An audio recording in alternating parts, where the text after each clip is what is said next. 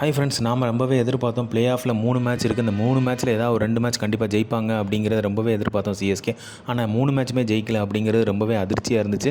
எதிர்பார்க்காத ஒன்று தான் இருந்துச்சு. ஆனால் ஓரளவுக்கு எதிர்பார்த்த விஷயமா இருந்த காரணம் என்ன அப்படின்னா, ஜேமி ஓவர்டன் இல்லை அப்படிங்கிறது தான். ஒருத்தர் இல்லாட்டினா இவ்வளோ பெரிய இம்பாக்ட் இருக்குமா அப்படிங்கிறது எல்லாருமே எதிர்பார்ப்போம். ஆனால் கண்டிப்பாக இருக்குது.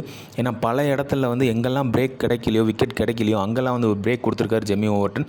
அதுதான் ரொம்பவே முக்கியமாக பார்த்தது. இந்த 3 மேட்ச்சுமே பார்த்திங்க அப்படின்னா அந்த பிரேக் கிடைக்கிறது தான் பெரிய ஒரு லாஸாக இருந்துச்சு. அதனால தான் சிஎஸ்கேவால் ட்ரை பண்ண முடியும் அப்படிங்கிற ஒரு தாட் இருக்குது. அதே மாதிரி பார்த்திங்க அப்படின்னா கடைசி மேட்ச் ஜிடியில் கம்ப்ளீட்டாகவே விட்டுட்டாங்க. ஸோ அடித்தா அடிப்போம், போனால் போகுது, விக்கெட் வந்தால் வருதுங்கிற மாதிரி விளாண்ட மாதிரி தான் இருந்துச்சு. சிவம் துபே வேறு லெவல் தரமான சம்பவம் பண்ணார். ஆனால் ஜிடி ஓப்பனர்ஸ் நீங்கள் பார்த்தீங்கன்னா தெரியும் எந்த அளவுக்கு நிதானமான ஒரு பேஷன்ஸான ஆட்டம் ஆடினாங்க. அதே மாதிரி ஃபுல்லாகவே பார்த்திங்க அப்படின்னா கிரவுண்டோட விளாண்டாங்க. 6 ஹிட்டிங் எந்த பால் முடியுமோ அந்த பால் தான் 6 ஹிட்டிங் பண்ணாங்க. அந்த மாதிரியான ஒரு தரமான பேட்டிங் காமிச்சாங்க. இதை மாதிரி தான் சிஎஸ்கேட்டேருந்து எதிர்பார்க்குறது. பட் ஓப்பனர்ஸ் நமக்கு நிற்கலை அப்படிங்கிறது இன்னுமே வருத்தப்பட ஒரு விஷயமாக தான் இருக்குது. ஏன்னா ஹோல் சீரீஸுமே நம்ம லீக்லையுமே பார்த்தீங்க அப்படின்னா ஓப்பனர்ஸ் பார்ட்னர்ஷிப் அந்த அளவுக்கு அமையலை அப்படிங்கிறது தான் யதார்த்தம். ஸோ இதில் ருத்ராஜோ சாம்சன் மேலேயோ தப்போ அப்படிங்கிறதெல்லாம் விட அவங்க 2 பேருமே ஃபார்மில் இல்லை அப்படிங்கிறது தெரியுது. அந்த பார்ட்னர்ஷிப் பில்டப் ஆகலை அப்படிங்கிறது தெரியுது. சாம்சன் கூட அவர் பார்த்திங்க அப்படின்னா செஞ்சுரிஸ் அடித்தார், நிறைய மேட்ச் வின்னிங் பண்ணார். ருத்து இன்னும் அந்த ஃபார்ம் கிடைக்கலையோ அப்படிங்கிறது மாதிரி தான் இருந்துச்சு. அவர் ப்ரெஷர்லேயே இருந்த மாதிரி இருந்துச்சோ அப்படிங்கிற மாதிரி இருந்துச்சு. ஸோ இதுதான் யதார்த்தம், உண்மையும் கூட. ஸோ கண்டிப்பாக பார்த்திங்க அப்படின்னா இந்த டீம் ஓவரால் பெர்ஃபார்மன்ஸ் பார்த்திங்க அப்படின்னா ஓரளவுக்கு ஓகேவாக பண்ணியிருந்தாங்க அப்படிங்கிறது தான் உண்மை. ஏன்னா பார்த்திங்கன்னா ஆயுஷ் மாத்ரே கிடையாது, நேத்தன் எலிஸ் கிடையாது, கலீல் அகமது கிடையாது. ஸோ இந்த மாதிரி பார்த்திங்கன்னா இன்ஜூரிலேருந்து அதுக்கப்புறம் பிரேவிஸ் இன்ஜூரிலேருந்து வந்தார். ஸ்பென்சர் ஜான்சன் லேட்டராக ஜாயின் பண்ணார். இந்த மாதிரி நிறைய விஷயங்கள் இருந்த போதுமே ஒரு 6 மேட்ச் வெற்றியை ரெஜிஸ்டர் பண்ணியிருக்காங்க அப்படிங்கிறது லாஸ்ட் சீசனை கம்பேர் பண்ணும்போது இந்த சீசன் பரவாயில்லன்னு தான் தோணுது. ஆனால் இருந்தாலுமே பார்த்திங்க அப்படின்னா ஜிடி பெர்ஃபார்மன்ஸ் பண்ணதை பார்க்கும்போதும் ஆர்சிபி பெர்ஃபார்மன்ஸ் பண்ணுறதெல்லாம் பார்க்கும்போதும் நம்ம பார்த்திங்க அப்படின்னா எவ்வளோ வருஷமாக கிட்டத்தட்ட பார்த்திங்க அப்படின்னா ரொம்ப அப்படி எக்ஸ்பீரியன்ஸ் பிளேயர்ஸ் வச்சு விளாண்டுட்டு இருக்காங்க. அப்படிலாம் கிரிட்டிசிசம் நிறையா இருந்தாலுமே கண்டினியூஸாக 2023 வரைக்குமே கப்பை ஜெயிச்சுட்டு தான் இருந்திருக்கும். ஸோ அதற்கு முக்கியமான காரணம் பார்த்திங்கன்னா எக்ஸ்பீரியன்ஸ் பீப்புளாக தான் இருந்தாங்க. இப்போ பார்த்திங்க அப்படின்னா அந்த ட்ரெண்டை கொஞ்சம் கொஞ்சமாக மாற்றிருக்காங்க. ஸோ யங்ஸ்டர்ஸ் கம்ப்ளீட்டாக உள்ளே வந்திருக்காங்க.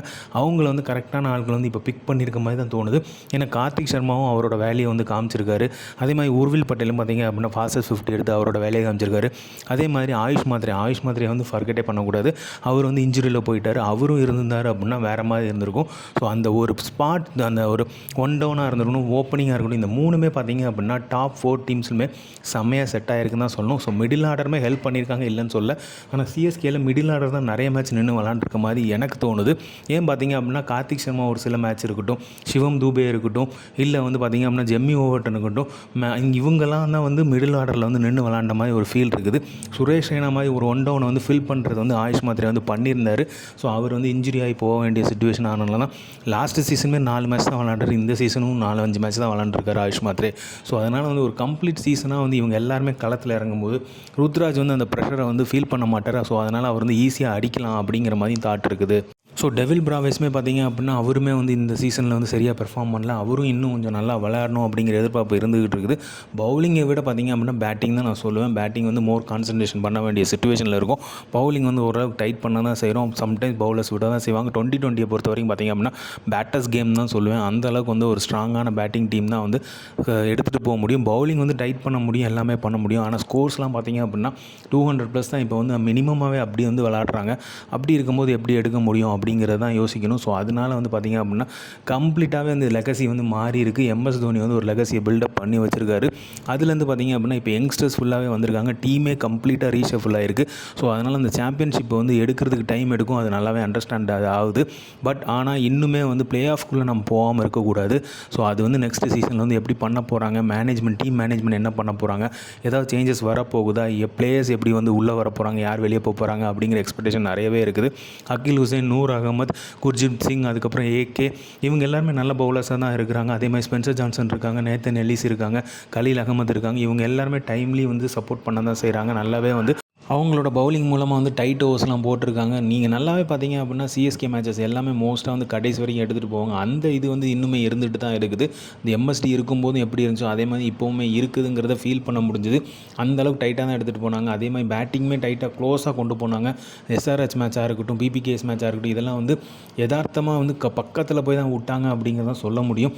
ஸோ இது வந்து பார்த்தீங்க அப்படின்னா நல்லாவே ஒரு பேட்டிங் லைனப் வந்து கிடச்சிருச்சு அப்படின்னா, ஓப்பனிங் செட் ஆகி கண்டிப்பாக வந்து ஒரு லைனப் கிடச்சிருச்சு அப்படின்னா சிஎஸ்கே கண்டிப்பாக வந்து குவாலிஃபிகேஷனும் அவங்க கப்பும் அடிப்பாங்க அப்படிங்கிறதுல எந்தவித சந்தேகமே கிடையாது.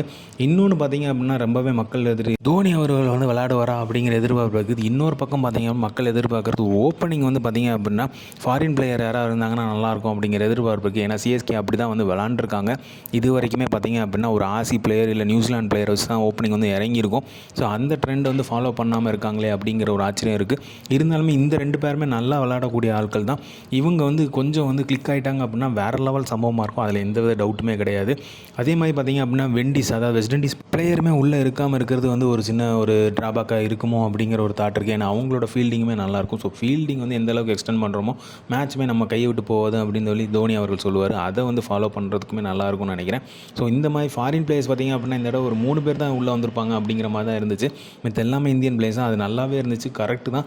இந்தியன் பிளேயர்ஸ்க்கு நிறைய சான்சஸ் கிடைக்கிறமே சூப்பரான ஒரு விஷயம் தான். பட் இந்த காம்பினேஷன் நம்ம நல்லா கிளிக் ஆகிருக்கனால அதை வந்து திருப்பி ரீகன்சிடர் பண்ணுவாங்களா அப்படிங்கிறத நம்ம பொறுத்து இருந்தால் பார்க்கணும். ஸோ டீம் மேனேஜ்மெண்ட் என்ன பண்ண போகிறாங்க, எந்தெந்த பிளேயர்ஸ்லாம் உள்ளே வர போகிறாங்க, எந்தெந்த பிளேயர்ஸ் வெளியே போக போகிறாங்க, என்னென்ன வந்து ட்ரேட் நடக்க போகுது அப்படிங்கிற வெயிட்டிங் இருக்குது. ஆனால் இந்த தடவை மிஸ் பண்ணது கொஞ்சம் வருத்தமாக தான் இருக்குது. ஏன்னா கண்டிப்பாக வந்து உள்ளே போயிடுவாங்க அப்படிங்கிற நம்பிக்கை இருந்துச்சு. ஏன்னா மற்ற டீம்லாம் ரொம்பவே ஹெல்ப் பண்ணாங்க தோற்று உண்மையிலேயே சொல்ல போனால். ஸோ கண்டிப்பாக வந்து 3ல் 2 ஜெயிச்சிருந்தாங்கன்னா உள்ளே போயிருப்பாங்களோ அப்படிங்கிற மாதிரி தான் இருந்துச்சு. ஏன்னா கண்டிப்பாக டஃப் கொடுத்துருக்கிறது நிறைய வாய்ப்பு இருக்குது. 6 இருக்குது.